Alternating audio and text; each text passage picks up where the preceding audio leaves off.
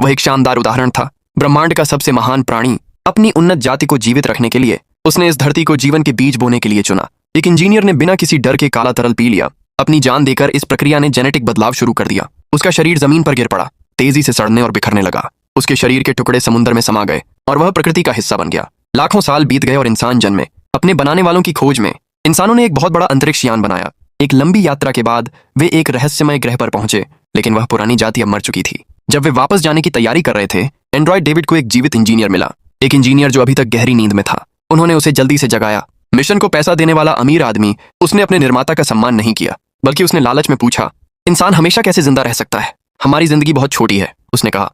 Engineer ने कोई जवाब नहीं दिया। उसने धीरे से डेविड को उठाया और उसका सिर तोड़ दिया। हर तरफ डर फैल गया। लोगों ने लड़ने की कोशिश की, लेकिन सभी को बेरहमी से मार दिया गया। सिर्फ एलिजाबेथ शॉ बच पाई। उसे सच्चाई का पता चला। यह उनके बनाने वालों का असली ग्रह नहीं था। यह तो एक सैन्य अड्डा था जिसका एक ही मकसद था, धरती पर खतरनाक जैविक हथियार भेजना और हर उस जीवन को मिटा देना जो उन्होंने बनाया था। लेकिन वह जहाज किसी अज्ञात कारण से इस ग्रह पर गिर गया था। इंजीनियर सो गया था। अब जब इंसानों ने उसे जगा दिया, उसने अपना मिशन फिर से शुरू कर दिया। एलिजाबेथ ने उसे रोकने की कोशिश की। उसने जहाज के कप्तान को चेतावनी दी। कप्तान को इंजीनियर की मंशा समझ नहीं आई, लेकिन उसे यह पता था कि कुछ करना होगा। उसने और उसके 2 साथियों ने बलिदान दिया। उन्होंने अपने जहाज को इंजीनियर के जहाज से टकरा दिया। प्रोमीथियस जोर से टकराया। दुश्मन का जहाज नीचे गिर गया और ग्रह पर टकराकर नष्ट हो गया।